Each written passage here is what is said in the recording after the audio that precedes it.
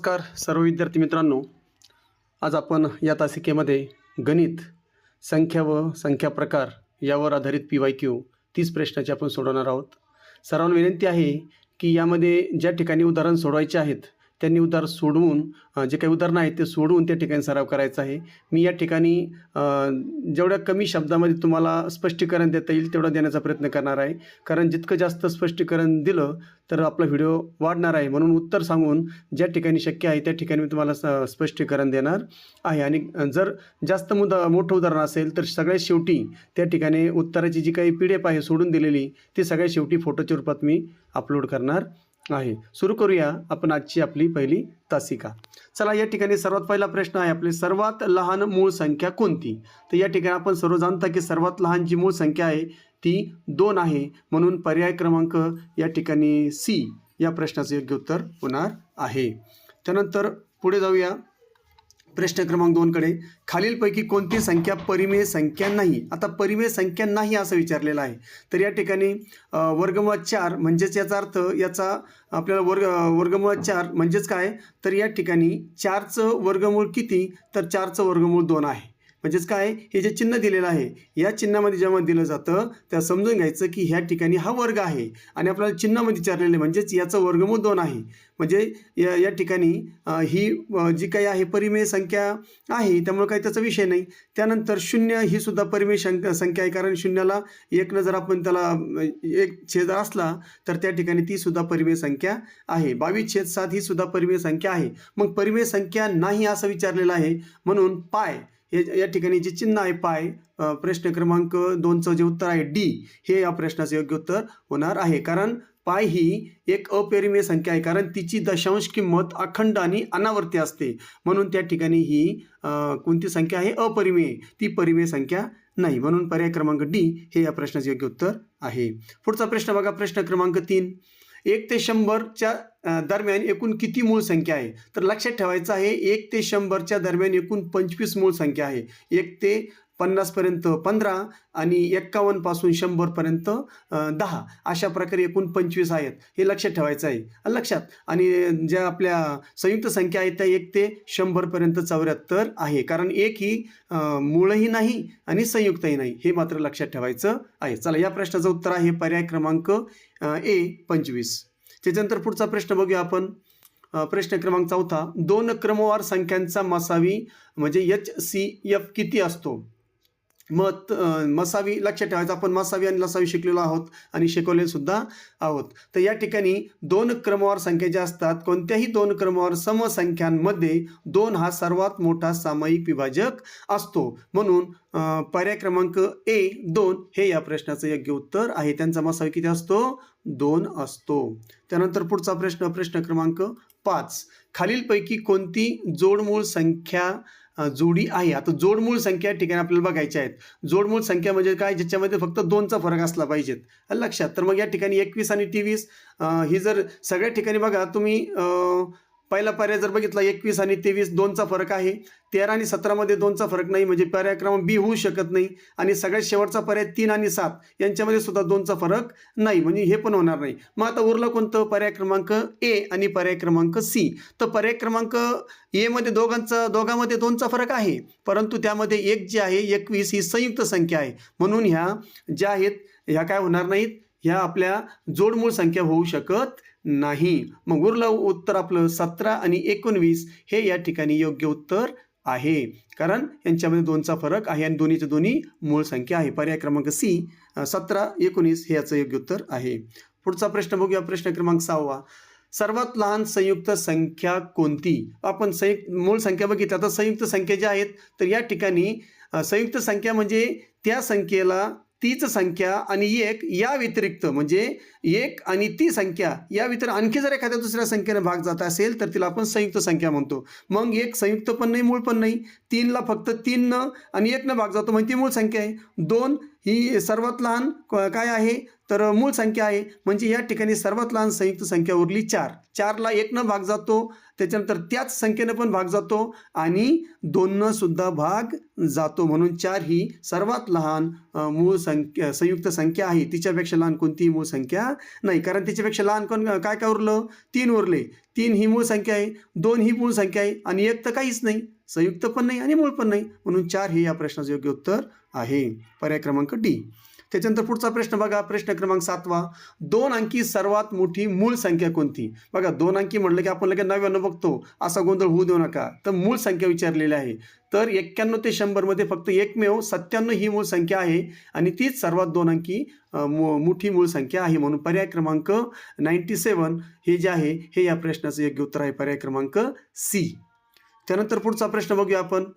नैसर्गिक संख्यांच्या संचात कोणत्या संख्येचा समावेश नसतो विचारले? नसतो. या ठिकाणी नैसर्गिक संख्या, आता नैसर्गिक संख्या म्हणजे 1 पासून पुढे अनंत या सगळ्या नैसर्गिक संख्या आहे. मग याच्यामध्ये कोण नसतो? तर याच्यामध्ये 0 नसतो, म्हणून पर्याय क्रमांक डी 0 ही या प्रश्नाचं योग्य उत्तर आहे.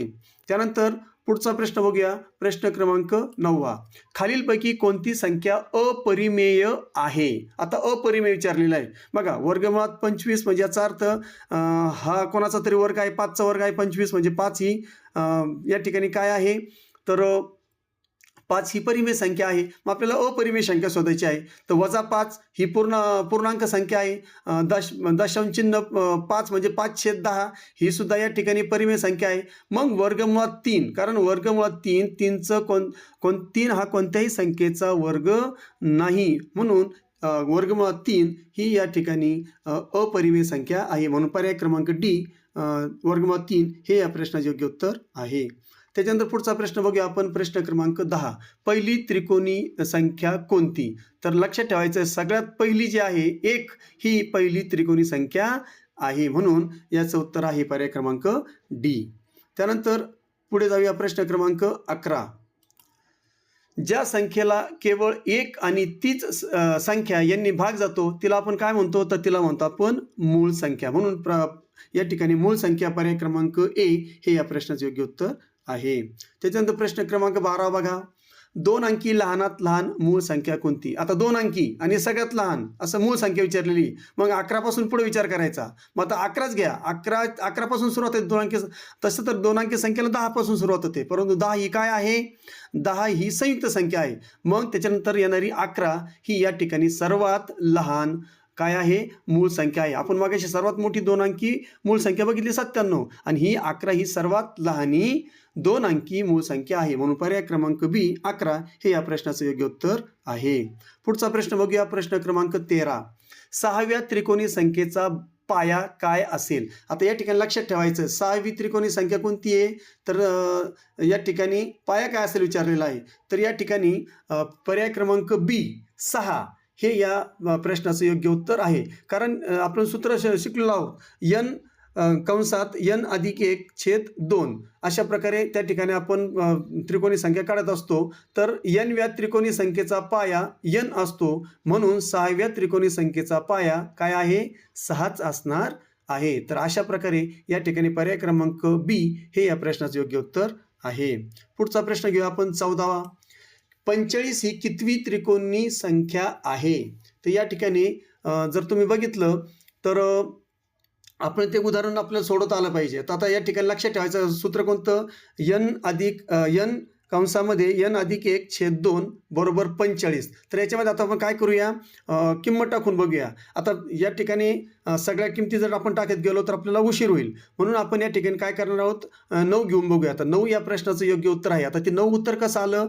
तर 9 त्याच्यामध्ये आपण किमती टाकूया. 9 कंसामध्ये 9 अधिक 1/2 बरोबर 45 आणि याला जर सोडवलं तर याचं उत्तर या ठिकाणी बरोबर, म्हणजे बरोबर चिन्हाच्या पलीकडे आणि बरोबर चिन्हाच्या अलीकडे दोन्ही बाजू समान येतात. त्याचं पण उत्तर या ठिकाणी म्हणजे 9 कंसात 9 अधिक 1/2 याचं उत्तर सुद्धा या ठिकाणी काय येतं? 45च येतं, म्हणून या ठिकाणी 9 हे या प्रश्नाचं योग्य उत्तर आहे. पर्याय क्रमांक डी 9वी.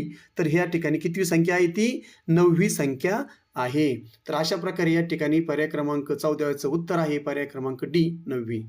त्यानंतर पुढे जाऊया आपण, खालीलपैकी कोणती संख्या सम असून मूळ देखील आहे? आता ती सम पण पाहिजे आणि मूळ पाहिजे. मग आपल्याला माहिती आहे अशी एकमेव संख्या आहे ती म्हणजे 2. 2 ही सम पण आहे आणि मूळ देखील आहे. त्याच्यानंतर दुसरी अशी कोणती संख्या नाही की जी सम आहे. मूळ संख्या ज्या काय आहेत 2 सोडून बाकी सगळ्या मूळ संख्या ह्या विषम संख्या आहे. हे मात्र सगळ्यांनी लक्षात ठेवायचं आहे. फक्त एकमेव समसंख्या अशी आहे जी मूळ आहे ती म्हणजे 2. म्हणून पर्याय क्रमांक सी या प्रश्नाचं योग्य उत्तर आहे.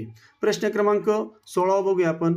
2 विरुद्ध संख्यांची बेरीज किती असते? लक्षात ठेवायचं 2 विरुद्ध संख्या उदाहरणार्थ 5 आणि -5 यांची जर आपण बेरीज केली तर त्याचं उत्तर 0 येतं. म्हणून कोणत्याही 2 विरुद्ध संख्यांची बेरीज नेहमी 0 असते. म्हणून या ठिकाणी पर्याय क्रमांक सी 0 हे या प्रश्नाचं योग्य उत्तर आहे. पुढचा प्रश्न बघूया. प्रश्न क्रमांक 17. पूर्णांक संख्यांच्या संचात कशाचा समावेश होतो? तर या ठिकाणी बघा केवळ नैसर्गिक संख्या होऊ शकत नाही तर त्याच्यामध्ये धनसंख्या पण येतात, ऋण पण येतात आणि शून्य येतात. म्हणजे शून्य, धनसंख्या आणि ऋणसंख्या. अशा वेळी संख्या रेषा आपण आठवायची. संख्या रेषा आठवली की मध्यभागी शून्य असतो, त्याच्या उजव्या बाजूला धनसंख्या असतात आणि डाव्या बाजूला ऋणसंख्या असतात. म्हणून या ठिकाणी आपण पर्याय क्रमांक ए धन, ऋण आणि शून्य हे या प्रश्नाचं योग्य उत्तर होणार आहे. पर्याय क्रमांक ए. त्यानंतर प्रश्न 18 बघा. 1 ते 50 पर्यंत मूळ संख्यांची बेरीज. आता या ठिकाणी हा प्रश्न थोडा लक्षात ठेवायचा आहे. आपण असे जे प्रश्न असतात हे वेळखाऊ प्रश्न असतात. तर शक्यतो हे प्रश्न याचं फिक्स आहे, याच्यामध्ये कोणतंही सूत्र नसतं, काय नसतं. म्हणून अशा प्रकारे 1 ते 50 किंवा 1 ते 100 जे असे जे स्पेसिफिक अंक जे असतात यांच्या बेरजा वजाबाक्यात होऊ शकत नाही, पण बेरीज विचारली जाते. म्हणून लक्षात ठेवायची 328 हे या प्रश्नाचं योग्य उत्तर आहे. तुम्हाला काय करावं लागेल? मूळ संख्या ज्या आहेत तर 2 पासून ते जी 47 पर्यंत तुम्हाला जे काही बेरीज आहे ती बेरीज करण्यामध्ये वेळ जाईल. म्हणून शक्यतो या प्रश्नांची उत्तरं पाठच करून ठेवायची आहे. चला या ठिकाणी आपण वेळ घेणार नाही. पर्याय क्रमांक डी 328 हे या ठिकाणी या प्रश्नाचं योग्य उत्तर आहे. पुढचा प्रश्न 19. सहमूळ संख्यांच्या जोडीचा मसावी किती असतो? आता सहमूळ विचारलेला आहे. सहमूळ म्हणजे त्या ठिकाणी काय असतो? ज्या संख्यांमध्ये एक व्यतिरिक्त कोणताही सामायिक विभाजक नसतो. म्हणजेच काय? तर अशा संख्या की त्या 2 संख्यांचा मसावी म्हणजे त्या 2 संख्यांना फक्त 1 या संख्येनेच भाग जातो. लक्षात ठेवायचं. अशा जर संख्या असेल तर त्यांना म्हणायचं सहमूळ संख्या म्हणायचं. कारण सहमूळ संख्याचा तर नियमच आहे. सहमूळ संख्या ज्या असतात त्यांना त्यांचा मसावी जो असतो किंवा त्यांना एक या अंकानेच फक्त भाग जातो दोन्ही संख्यांना. म्हणून त्या ठिकाणी त्या सहमूळ संख्या असतात. म्हणून या ठिकाणी लक्षात ठेवायचं आहे त्यांचा मसावी जो आहे तो असतो त्यांचा काय असतो? 1 असतो. म्हणून पर्याय क्रमांक बी 1 हे त्याचं योग्य उत्तर आहे. त्याच्यानंतर पुढचा प्रश्न बघूया आपण. 0 ही संख्या खालीलपैकी कोणत्या प्रकारात मोडते? तर लक्षात ठेवायचं 0 पासून सुरू होणाऱ्या संख्याच्या संचाला पूर्ण संख्या असं म्हटलं जातं. म्हणून पर्याय क्रमांक बी पूर्ण संख्या हे या प्रश्नाचं योग्य उत्तर होणार आहे. पुढचा प्रश्न क्रमांक 21. 15 नंतर येणारी चौथी विषम संख्या कोणती? आता बघा 15 नंतर 15 सोडून द्यायचा. 15च्या नंतर 16 काय आहे? समसंख्या आहे. मग 17 ही काय आहे? विषम संख्या. मग 17, 19 त्याच्यानंतर 21 आणि 23 अशा प्रकारे किती आहेत? 4 आहेत. म्हणून या ठिकाणी 4 झाल्या. मग आता आपल्याला काय म्हटलं त्यांनी? 15 नंतर येणारी कितवी? चौथी विचारली. मग 17 पहिली, 19 दुसरी, 21 तिसरी आणि 23 चौथी म्हणजे चौथी आहे. मग या ठिकाणी पर्याय क्रमांक बी 23 हे या प्रश्नाचं योग्य उत्तर आहे. चला पुढचा प्रश्न बघूया आपण. प्रश्न क्रमांक 22. एका संख्येला 2 ने पूर्ण भाग जात असेल तर ती संख्या कोणती? आपण शिकलोय की कोणती संख्या घ्या जर तिला 2 ने पूर्ण भाग जात असेल तर ती समसंख्या असते. पर्याय क्रमांक सी समसंख्या हे या प्रश्नाचं योग्य उत्तर आहे. पुढचा प्रश्न क्रमांक 23. 91 ते 100 दरम्यान किती मूळ संख्या आहे? मग अशी मी तुम्हाला सांगितलं की लक्षात ठेवायचं आहे. तर हा या ठिकाणी 91 ते 100 दरम्यान फक्त 1 आणि एकच संख्या आहे जी आहे 97. म्हणून पर्याय क्रमांक सी 1 हे या प्रश्नाचं योग्य उत्तर आहे. त्यानंतर प्रश्न क्रमांक 24 बघा. खालीलपैकी कोणती चौरस संख्या आहे? आता चौरस संख्या कसं लक्षात ठेवायचं? जी संख्या कोणाचा तरी वर्ग असते ती या ठिकाणी चौरस संख्या असते. मग 40 कोणाचा वर्ग आहे का? नाही. 30 कोणाचा आहे का? नाही. 20 कोणाचा आहे का? नाही. 25 मात्र 5चा वर्ग आहे. म्हणून 25 ही चौरस संख्या आहे. पर्याय क्रमांक डी 25 हे या प्रश्नाचे योग्य उत्तर आहे. पुढचा प्रश्न बघूया आपण. प्रश्न क्रमांक 25. सलग दोन नैसर्गिक संख्यांचा गुणाकार नेहमी काय असतो? सलग दोन नैसर्गिक संख्या, मग नैसर्गिक संख्या म्हणजे 1 2 किंवा 3 4 किंवा 5 6 ह्या सगळ्या नैसर्गिक संख्या आहेत. तर लक्षात ठेवायचं, या दोन संख्यामध्ये एक विषम असते आणि एक सम असते. जर समसंख्या त्याच्यासोबत आहे तर त्यांचा गुणाकार नेहमी समच येणार. म्हणून पर्याय क्रमांक बी समसंख्या हे या प्रश्नाचं योग्य उत्तर होणार आहे. त्याच्यानंतर प्रश्न क्रमांक 26. 5/0 ही कोणती संख्या आहे? बघा, जसं जर विचार जर केला तर कोणती संख्या तुम्ही घ्या. जर त्याला आपण शून्याने त्या ठिकाणी भाग देत आहोत किंवा त्याच्या छेदस्थानी आपण शून्य घेत आहोत, तर या ठिकाणी गणितामध्ये कोणत्याही संख्येला शून्याने भागणे अव्याख्यायित मानले जाते. मग या ठिकाणी पर्याय क्रमांक ए अव्याख्यायित हे या प्रश्नाचं योग्य उत्तर आहे. त्याच्यानंतर पुढचा प्रश्न क्रमांक 27. दोन परिमेय संख्यांचा गुणाकार नेहमी काय असतो? नियमाचे दोन परिमेय संख्येचा गुणाकार नेहमी परिमेय संख्याच असतो. म्हणून या ठिकाणी पर्याय क्रमांक डी नेहमी परिमेय संख्या हेच या प्रश्नाचं योग्य उत्तर आहे. त्यानंतर प्रश्न क्रमांक 28. सर्वात मोठी ऋण पूर्णांक संख्या कोणती? बघा, सर्वात मोठी ऋण विचारले म्हणजे या ठिकाणी शून्याच्या नंतर ऋण संख्येला सुरुवात होते. मग त्या ठिकाणी सर्वात मोठी सर्वात छोटी नाही विचारली. -1 ही सर्वात मोठी ऋण संख्या आहे, ऋण पूर्णांक संख्या आहे, लक्षात ठेवायचं. म्हणून -1 कुठं आहे? तर या ठिकाणी बघा, -1 पर्याय क्रमांक डी ही या ठिकाणी सर्वात मोठी ऋण पूर्णांक संख्या आहे. त्यानंतर पुढचा प्रश्न क्रमांक 29. ज्या दोन संख्यांचा गुणाकार 1 असतो त्या एकमेकीच्या काय असतात? बघा, म्हणजे दोन संख्यांचा गुणाकार, मग त्या कोणत्याही संख्या घ्या, दोन संख्यांचा गुणाकार 1 असतो. अशा कोणत्या संख्या आहेत ज्या दोन संख्यांचा गुणाकार 1 असतो त्या एकमेकीच्या काय असतात? तर त्या एकमेकीच्या असतात गुणाकार व्यस्त. उदाहरणार्थ 2/5 गुणिले 5/2 या ठिकाणी तिरकस गुणाकार केला तर 5ने 5ला भाग जातो, 2ने 2ला भाग जातो. शेवटी 1/1 म्हणजेच त्या ठिकाणी त्याचं उत्तर आलं 1. म्हणून ज्या दोन संख्यांचा गुणाकार 1 असतो त्या एकमेकीच्या गुणाकार व्यस्त संख्या असतात. म्हणून पर्याय क्रमांक ए गुणाकार व्यस्त संख्या हे या प्रश्नाचं योग्य उत्तर आहे. पुढचा प्रश्न बघा, शेवटचा. संख्या रेषेवरील प्रत्येक बिंदू कोणती संख्या दर्शवितो? या ठिकाणी लक्षात ठेवायचं, आपल्या डोळ्यासमोर संख्या रेषा आणायची. संख्या रेषेवरील प्रत्येक बिंदू हा एक अद्वितीय वास्तव संख्या दर्शवितो. म्हणून पर्याय क्रमांक डी वास्तव संख्या रिअल नंबर हे या प्रश्नाचं योग्य उत्तर आहे. अशा प्रकारे आजचे 30 प्रश्न जे आहेत संख्या आणि संख्या प्रकार यावर आपण घेतलेले आहेत. नक्कीच तुम्हाला या ठिकाणी व्हिडिओ आवडला असेल. मित्रांनो, काही गणितं असतील ती गणितं जी आहेत तुम्हाला स्वतः सोडवायची आहेत. आता जे लक्षात ठेवण्यासारखं आहे ते तुम्ही ठेवू शकता, परंतु ज्या ठिकाणी तुम्हाला सोडवायचं आहे प्रश्न क्रमांक 14 सारखे जर प्रश्न आले तर ते या ठिकाणी मी स्पष्टीकरण तुम्हाला देणार आहे. मी सगळ्यात शेवटी असे जर उदाहरण आले तर त्या ठिकाणी तुम्हाला सोडवून त्याचं उत्तर पायऱ्यानुसार उत्तर त्या ठिकाणी मी तुम्हाला व्हिडिओच्या सगळ्यात शेवटी अपलोड करणार आहे.